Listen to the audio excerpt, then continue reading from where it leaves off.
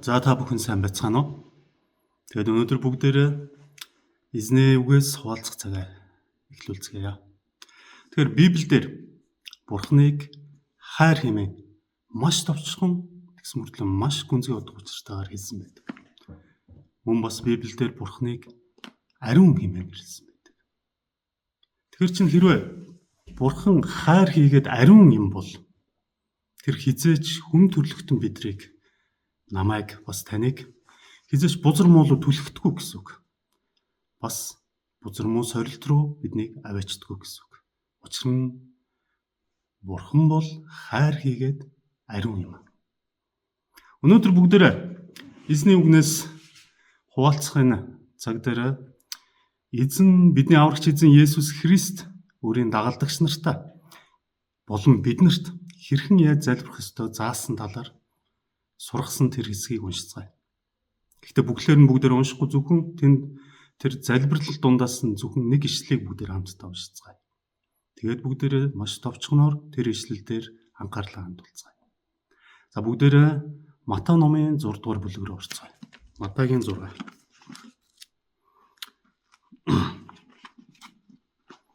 Матай номын 6-гийн 13 дээр ингэж хэлжээ. Биднийг уруу татлаханд бүү автуулаач. Ёрын муугаас гитлгээч. Хаанчлал, хүч чадал, алдар, суу, мөнхөд таних. Амен гэж. Тэгэхээр яг энэ ишлэлийн яг энэ хэсэгтэр байгаа биднийг уруу татлахад бүү автуулаач гэж хэлсэн. Энэ хэсэг нь яг юг сутгатай юм болов? Бүгдээр энийг маш товчхон хийгээд маш хурднаар гэхдээ жоохон гүнзгийрүүлээд бодоод үзцгээе. Тэгэхээр ямар ч хэлэнд тэр тусмаа монгол хэлэнд маань нэг үг маш олон салаа утгыг илэрхийлдэг.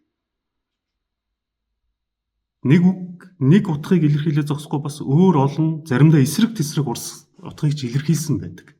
Эсвэл адил төстэй утгуудыг илэрхийлсэн тийм явдал гардаг. Тэгэх юм бол яг энэ ишлэлийн биднийг уруу таталтанд бүү автуулаач гэдэг яг энэ хэсэг дээр тийм үү? Биднийг автуулаач гэдэг яг энэ үг нь латин хэл дээр aspiro гэдэг нэртэй үг юм байна. Aspiro. Тэгэхээр яг энэ aspiro гэдэг үгийг маш олон янзаар ойлгож болохоор байна. Гэхдээ хоорондоо төстөөгөр олон янзаар. За эхнийх нь бол биднийг бүү явуулаач гэж хэлж болох юм байна. Бас тэнд нь бүү орхиоч гэж ойлгож болохоор байна. За гуравдугарт нь явахыг минь бүү зөвшөөрөөч гэж бас орчуулж болохоор байна. За иймэрдээ олон ижил төстэй утгаар бас ойлгож болд юм байна. За яг энэ ишлэлийн маань уруу таталтанд гэдэг энэ уруу таталт гэдэг энэ үгийн латин грек хэл дээр пересмон гэдэг нэртэй үг байт юм байна. За тэгэхээр энд бол пересмон гэдэг үг нь уруу таталт гэдэг үгээс гадна сорилт, зовлон, бас зүдгүүр гэсэн ижил утгатай утгуудыг агуулдаг юм. Тэгэхээр чин Библийн яг энэ ишлэлийг хэрвээ энэ ижил утгуудаар нь хэрвээ ойлгоод үзэх юм бол тийм үү? Биднийг зовлон руу бүү явуулаач гэж уншигдаж болох нь байна. За эсвэл биднийг бүү орхиоч гэж. Энэ зовлон зүдгүүр дунд бүү орхиоч гэж бас ойлгож болохоор байна. Эсвэл бидрийг энэ сорилт руу явахыг бүү зөвшөөрөөч гэж бас ойлгож болохоор байна. Тэгэхээр одоо бүгдээрээ яг энэ ойлголтууд дээр тулгуурлаад эзэн Есүс Христ биднийг бас дагалдагч нартай хандаж бидэнд хандан яагаад энэ залбирлыг залбираач гэж хэлсэн бэ гэдэг талаар бодож үзье. Яагаад ингэж залбир гэсэн болов? Биднийг энэ зовлон руу бүү явуулаач. Эсвэл биднийг энэ зүдгүүр дунд гим нүгэл дунд бүү орхиоч хэмээн залбираарай гэж Есүс заасан байна. Яагаад юм болов? Тэгэхээр бүгдээ Илчил номын 3 дугаар бүлгийн 17 дугаар ишлэлийг нэгэд үзцгээе. Илчилтийн 3:17. Энэ дээр ингэж бичжээ.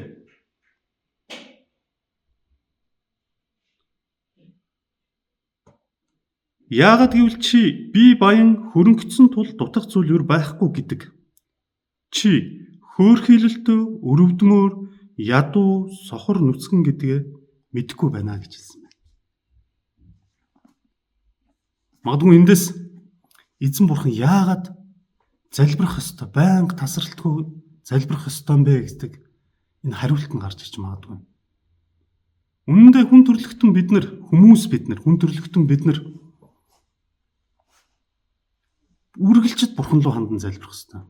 Учир нь бид нар өөрсдөө ямар өрөвдмөр, ямар сул дорой нүцгэн байгаагаа ойлгохгүй байгаа.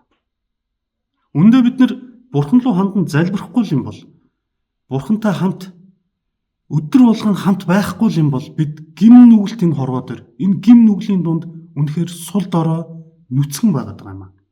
Тийм учраас эзэн бурхан бидэрт энэ залбирлыг магадгүй байнга хийж байгаарай гэж хэлсэн болов уу гэж би бодож байна. За тэгэхээр бүгдээр агуу мэтгэлцэн гэдэг номыг аваад үзье. Тэгээд Элен Уайтгийн бичсэн агуу мэтгэлцэн ном дээр бас ингэж хэлсэн байна. Есүстэй ойр амьдардаг хүн л хүн төрлөختний сул дорой нүгэлтэй байдлыг маш тодорхой ойлгож ухаарч тэгээд аврагч эзэн лөө улам илүү их ойртох хэрэгцээ шаардлага байгаа юм байна гэдгээ ухаарж ойлгодог юм а гэж хэлсэн байна. Тэр Элен Уайтгүй агуу мэтгэлцэн ном дээр Есүстэй ойрхон өдөр болгон ойрхон залбирлаараа Есүсийн үгнээс судлаараа өдөр болгон ойрхон тэр хүн л тийм ээ өөрийнхөө сул дорой байдлаа хүн төрлөختөн ямар хүнд хэцүү гим нүглийн дунд байгаагаа ойлгож ухаарч тэгээд улам илүү их аврагч руу ойртд юм а гэдгийг хэлсэн. Тэгэд бас Элен Уайтгийн залбирал гэмэх нэг номон дээр Элен Уайтгийн хэлэхдээ бидний дайсан болох тэр нэгэн зовсон сүнсийг бурхнаас хол байлгахыг байнга эрэлхийлдэг гэж бичсэн байна.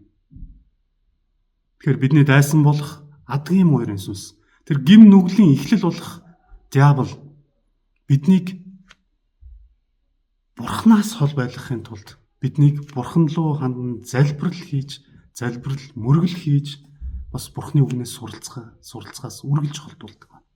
Учир нь хэрвээ бид энэ зүйлсүүдийг хийхэ болох юм бол бид гим нүгэлд автдаг байна. Тийм учраас эзэн Есүс Христ маань өөрийнхөө дагалдагч нарт болон биднэрт хандаж хэлэхдээ энэ залбирлыг үргэлж хийж байгаарай хэмээн Библийн номороо дамжуулж бидэнд зааж сургасан байна. Тэгэхээр энэ залбирлыг бүгдээрээ дахиад нэг санаад үзцгээе. Биднийг энэ сорилт руу бүү явуулаач. Эсвэл биднийг энэ зовлон зүдгүүр дунд бүү орхиоч хэмээн бид залбирах ёстой гэж Есүс бидэнд сургасан байна. За магадгүй яагаад хэмээн дахиад нэг асуух юм бол бүгдээрээ хоёр дахь яагаад хэмээн асуултыг дахиад нэг тавиад үзэх юм бол цөмөрө 2 дугаар Коринт ном руу нэг Коринт номноос нэг уншаад үзэх хэрэг болох нэ. Тэгээ бүгдээрээ 2 дугаар Коринт номыг үзье. 2 дугаар Коринт номын 5 дугаар бүлгийн 17 дээр ингэж хэлсэн байт юм байна. За бүгдээрээ хамтдаа уншъя. Тиймээс хэн нэгэн Христ дотор байвал тэр шин бүтээл. Харагтун хуучин өнгөрч шин болсон байна гэж хэлсэн байна. Энэ Библийн ишлэлдэр хэлэхдээ бидэнд сануулж хэлэхдээ Христ дотор хэрвээ бид байх юм бол шин бүтээл болно гэж хэлсэн. Хуучин бүтээл нь өнгөрөн модно. Харин цоо шин бүтээл болно гэж хэлсэн байна. Тэгэхээр эзэн Есүс Христ аврагч эзэн маань үүнийг бидэнд ойлгуулахыг хүссэн. Тийм учраас тэр бидэнд залбирлаа заасан. Тийм учраас тэр биднийг ингэж залбираарай гэж хэлсэн. Үргэлжид энэ зовлон зүдгүүр дунд, энэ хэцүү сорилтын дунд биднийг бүү орхиоч. Эсвэл энэ сорилт руу биднийг бүү явуулаач хэмээн зааж байхдаа биднийг шин бүтээл болоосоо хэмээн хүссэн баг. Магадгүй та яагаад энэ залбирлыг бидэнд заасан бэ гэж бодох юм бол 2 дугаар Коринт номын 5:17 дугаар ишлэлийг үргэлж санаарай. Хэрвээ бид эзэн Есүс дотор байх юм бол түүн лөө үргэлж хандан залбирч байх юм бол түүний үг сургаалаас үргэлж сурж байх юм бол өдөр болгон үүнийг хийх юм бол бид түүний дотор шинэ бүтээл байх болно. Бидний гим нүгэлтэй, бидний хуучин биес, бидний гим нүгэлт зүйлс маань өнгөрөн одох болно. Харин бид эзэн Есүс дотор шинжлэгдэн сэргийгдэх болно. Тэгээ магадгүй бүгдээр сургаал ном энэ эзний үгийг хуваалцахын цагаа дуусгахын өмнөхөн маш товчхоноор үеийн хүсэл номын яг Пилатын шүүх танхимд химэх тэр хэсгийг дахин нэг санаад үзье. Бидний аврагч эзэн Есүсийг тэмээ сүмийн мяндагтнууд, эрх мэдлэлтэнгүүд Пилатын шүүх дээр авчихсан. Хэрвээ тэр яг тэр бүлгийг унших юм бол Пилат ч гэсэн тэмээ эхнэрээс Есүс Христ гэж хин юм бэ гэдгийг эхнэрээс сонссон гэж хэлсэн байдаг. Гэхдээ Пилат яг тэр үед гаргасан зан авирна.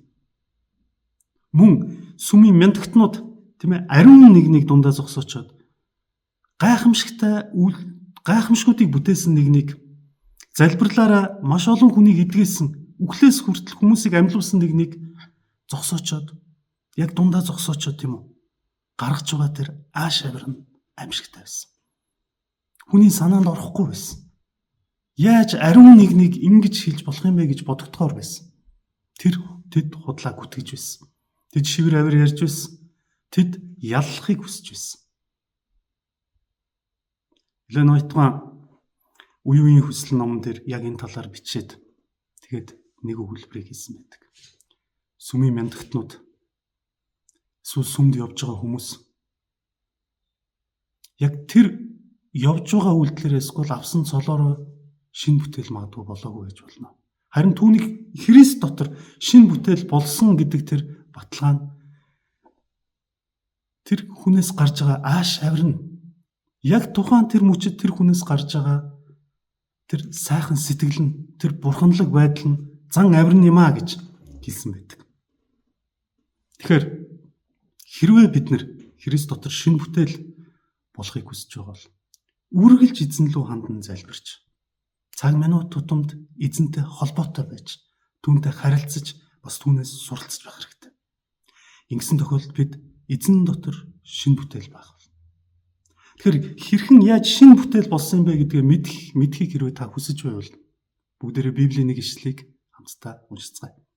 Цөмөрөө Иохан номын 5 дугаар бүлэг, 15 дугаар бүлэг рүү орцгоё. Иохан номын 15 дугаар бүлэг. Тэн дээр ингэж хэлсэн байна.